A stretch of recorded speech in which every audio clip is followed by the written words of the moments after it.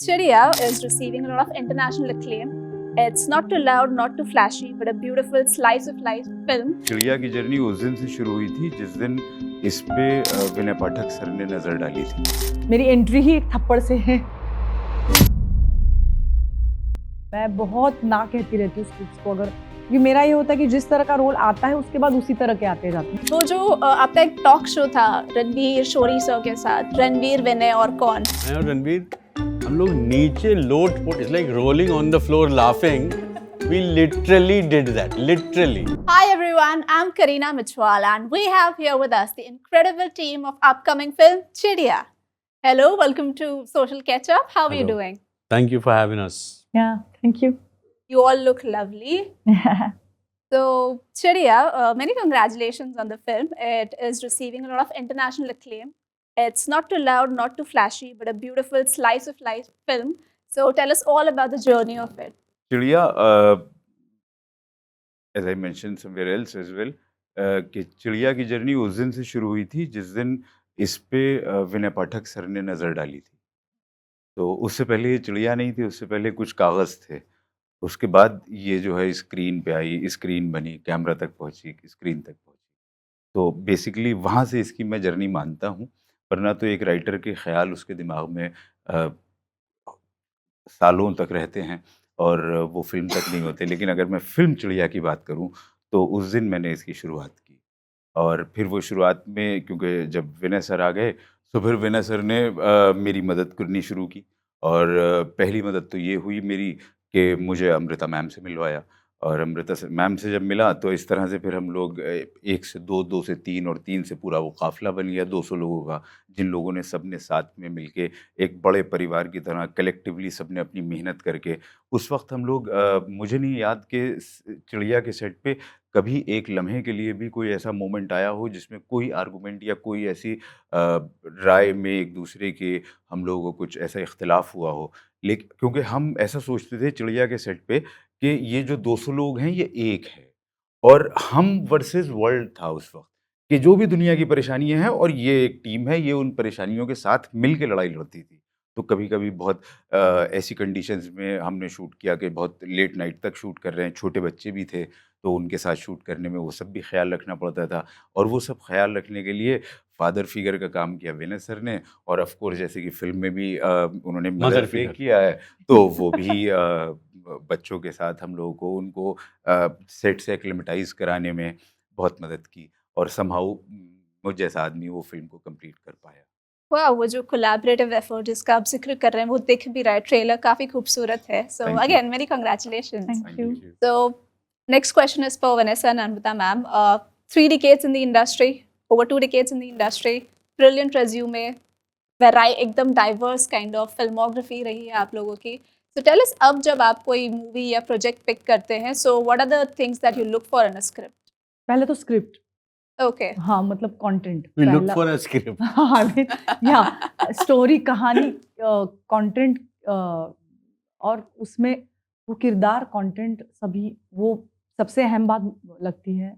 और बाकी बातें तो बन सकती है, लेकिन मुझे लगता है अगर वो स्क्रिप्ट में ही बात नहीं है तो फिर बाकी आप कुछ भी करो आगे जाके कुछ नहीं हो सकता, ऐसा मेरा कहना है। Okay. तो पहले तो मैं वो देखती हूँ एंड देन ऑफ कोर्स बाकी का कि निर्देशक वो कहानी किस तरह से बता रहे हैं। मेरे लिए मेहरान का पहला नरेशन बहुत इंपॉर्टेंट था, उससे मैं काफ़ी प्रभावित थी। I was really impressed and I could understand that this man knows how to tell a story because before हम सेट पे जाने से पहले तो लाइक यू नो हमें निर्णय बहुत पहले लेना पड़ता है हाँ या ना का, right? So it's very important that you gauge those things and you understand कि ये चीज़ें कहाँ तक पहुँच पाएंगी, मतलब कागज से पर्दे तक वो जर्नी कैसा रहेगा। तो उसमें मेरा तो इंट्यूटिव ज़्यादा रहता है वो जो जर्नी है और मेरे डिसीजंस जो है। लेकिन कहानी मुझे वो चीज़ पसंद आती है जब कहानी जिसने लिखी है वही अगर वो बना रहा है, वो मेरे लिए बहुत इम्पोर्टेंट बात, इम्पोर्टेंट नहीं, वो ज़्यादा अच्छा लगता है मुझे, दैट इज़ बेटर, ऐसा मुझे लगता है। ज़्यादातर मैंने जो फिल्में की है उसमें they have been makers, like in the sense they have written the script and like अभी मेहरान की लिखाई से वो उनसे जब जुड़े हुए हैं उस स्क्रिप्ट से तो कुछ बात अलग होती है वो बात कहने की ना, तो वो मुझे अच्छा लगता है। एंड बाकी तो को एक्टर्स वगैरह तो बाद में ही आता है। और मुझे मेरे लिए ये रहता है कि जो मैंने पहले ना किया हो, मैं बहुत ना कहती रहती हूँ स्क्रिप्ट्स को। अगर क्योंकि मेरा ये होता है कि जिस तरह का रोल आता है उसके बाद उसी तरह के आते जाते हैं, तो मुझे वो बहुत रुकना पड़ता है बीच में। But I am good at waiting, so I keep waiting till I like. और थोड़ी उस मामले में थोड़ा जिद्दी हूँ मैं कि मैं वो नहीं, जब तक वो बात मतलब रेपिटेटिव भी नहीं होनी चाहिए, उसके लिए भी मैं थोड़ा सा वेट करती हूँ। Okay, Vanessa. Oh, as she said, I completely, जो भी उन्होंने कहा, डिट्टो टू दैट, कि कहानी अगर आपको, स्क्रिप्ट अगर आपको पसंद आ गई है और कहानी आपको अच्छी लगती है, मेरा ये मानना है कि किसी भी रोचक कहानी का जो पटकथा संवाद होता है उसके किरदार कभी कमज़ोर नहीं होते। तो फिर तो it's a win-win situation for an actor that you're a part of a script which is so well written that any character in that script is a colorful character, you know, the character with something to say. That is, for me, is a well written script. तो इतनी अच्छी script वो लेकर आए थे कि मैं भी चल पड़ा बल्लियों, और फिर मैंने अमृता जी से गुजारिश की कि क्या ही तो कमाल हो जाएगा कि आप इस पे भी थोड़ा अपना आशीर्वाद दे दें। In fact, that was going to be my next question. Ki, what was it that appealed to you the most about Chiriya's script, about this movie? What was it that appealed to you the most that you thought of taking it up? So as Vinay said, he is the reason I'm in this film, because he suggested my name to Mehran. And as I said, Mehran's narration, first narration, I knew that, you know, I have to do this film. ये मेरा काफ़ी बाकी फिल्मों के साथ भी हुआ है, मैंने काफ़ी फर्स्ट टाइमर्स के साथ काम किया है। तो first narration either works or doesn't work for me, then I really don't do the film. मैं आगे जाती नहीं हूँ। यहाँ पे फिर वो भी था कि वो जो माँ का किरदार था इसमें, शी वॉज वेरी ह्यूमन। मतलब ऐसी वो एकदम परफेक्ट माँ नहीं थी, उसमें जो ह्यूमन क्वालिटीज थे वो मुझे छू गए। उससे वो एकदम इंसान, रियल इंसान जैसी जो माँ होती है वैसी वो थी। मेरी एंट्री ही एक थप्पड़ से है। तो लाइक माएँ अक्सर हमें पता है कि डांटती है हमें बहुत, and that is what even मैं मेरे माँ से कहती हूँ, मेरी कोई चीज़ अच्छी नहीं लगती क्या तुम्हें, हमेशा डांटती क्यों हो? वो तो she is from the field, so she is very critical about my work, so I am like why don't you praise me? So but that is what it is. I think being माँ कैसे बच्चे को, मतलब वो उनका अच्छा ही चाहती है, इसलिए वो उनको इम्प्रूवमेंट्स बताती रहती है। तो उनका तरीका अलग अलग है। इस माँ का तरीका थोड़ा सा बिकॉज ऑफ उनके जो हालात हैं, वो पति अचानक नहीं है, he is no more, and 2 बच्चे हैं, कैसे चलेगा, टेंस है, ऑन दी एज है, फिर भी ऑफ कोर्स प्यार है। और तो वो एक ना जब किरदार में बहुत सारे रंग होते हैं ना, तो it's very interesting to portray.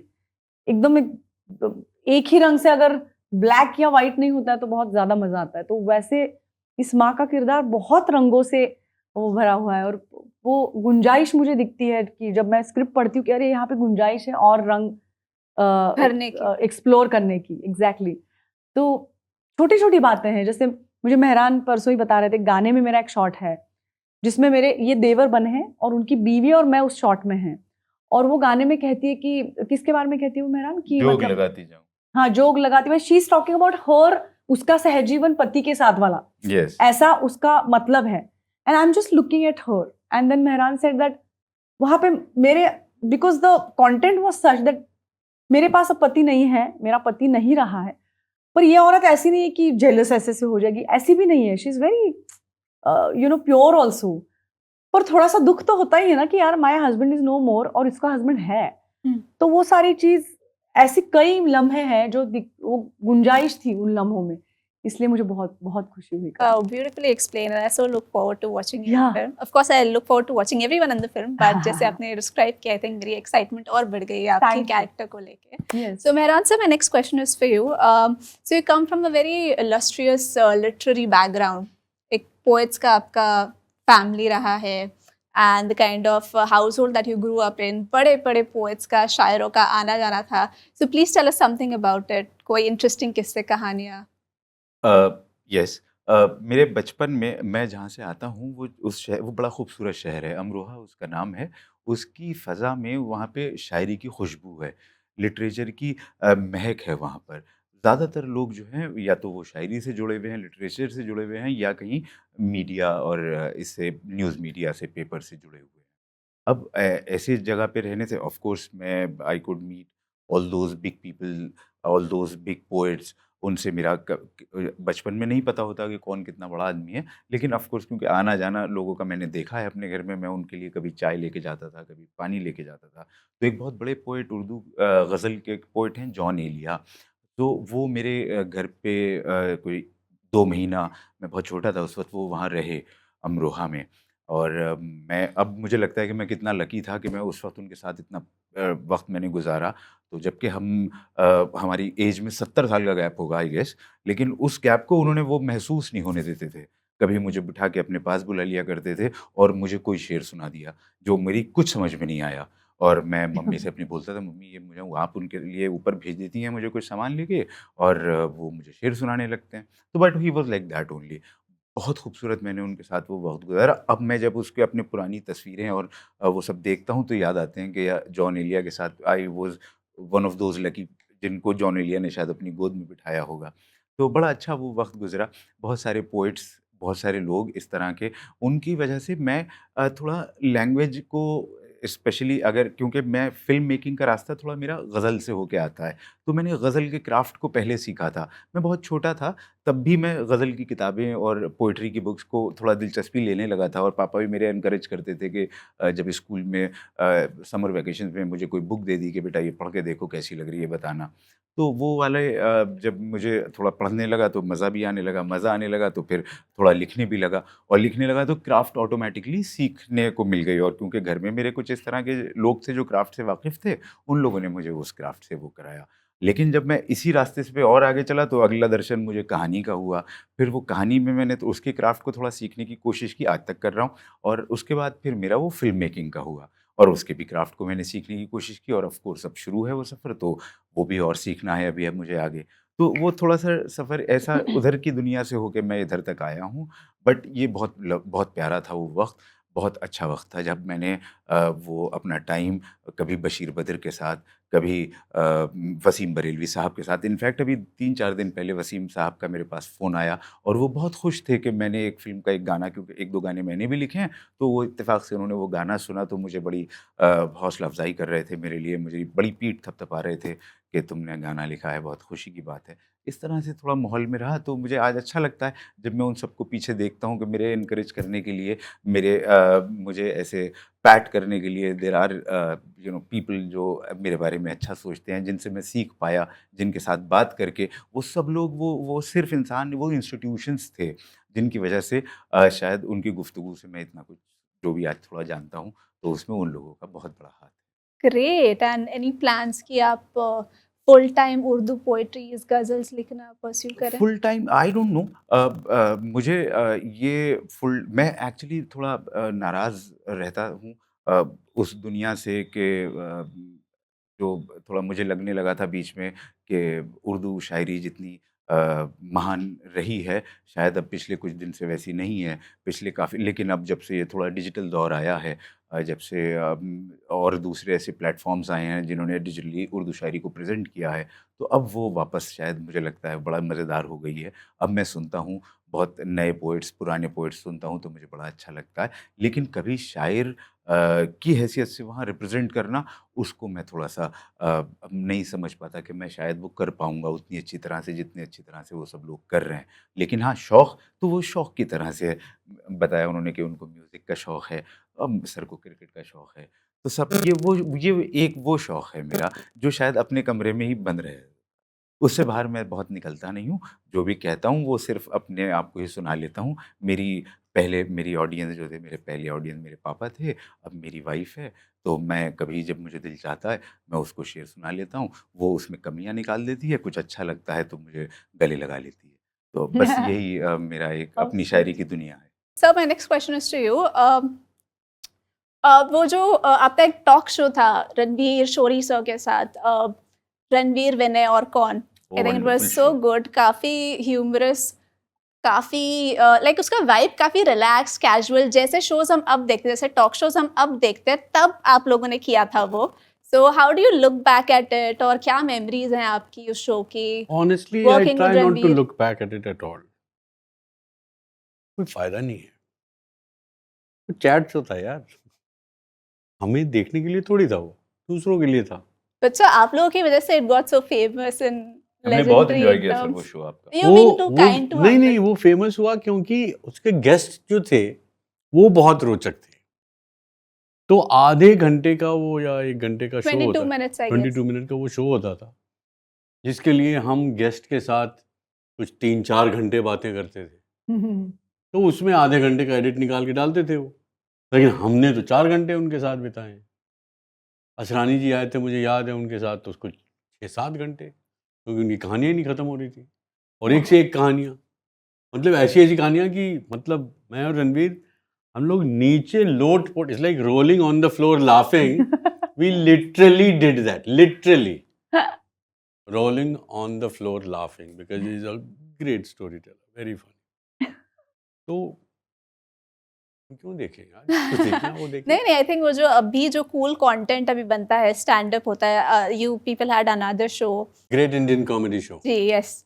तो आई थिंक उससे a lot of generation of comedians जो अभी परफॉर्म करते हैं, स्केचेस है, स्टैंड अप, आई थिंक उससे काफी लोग इंस्पायर हुए थे. ये बहुत अच्छी बात है कि Please हमने take उन credit लोगों for के it. लिए, हमने उनको आशीर्वाद दिया कि लो बट वो जाओ कूल कॉमेडी कल्चर लाने करो. वाले जी वो लोगों कूल में culture with Vinay sir channel हैं. वी, स्टार वन पे जो शोज आते थे, आई जी थिंक जी, good time like 2000. yeah, we had a great time. Hmm. Audiences had a good time, we had a great time Yeah. while making it. Hmm. So yeah, and the best part is that we did it with all our friends who are still our friends. हमारा circle उतना ही है. मैं हूँ, रणवीर है, सुरेश मेनन है, पूर्वी जोशी है, यही लोग हैं. हमारा कुछ नहीं बदला है. Maybe that's why people think that we are boring. यार 30 साल से कुछ बदला ही नहीं है इनका. Sorry. नहीं बदला भाई, यही है. आई थिंक तो आपका अब जो तो मुझे लगता है कि now the time has passed. Now we, even if we try to, we cannot change anything about us. any plans of bringing that bringing a show of that sort back? वो तो टीवी वाले बताएंगे, क्योंकि show तो उन्होंने बनाया था ना. हमारे प्लान, हम मंसूबे बना के भी क्या कर लेंगे, जब चैनल जो है, वो तो चैनल की बात है, उनको समझना चाहिए कि कितना कमाल का शो था. Okay, so thank you so much. It was lovely talking to you all. All Same the here. best It for was fun. Chidiya. Thank you. So look forward to watching it. Thank you. Thank you, Thank you, Jai. Karina.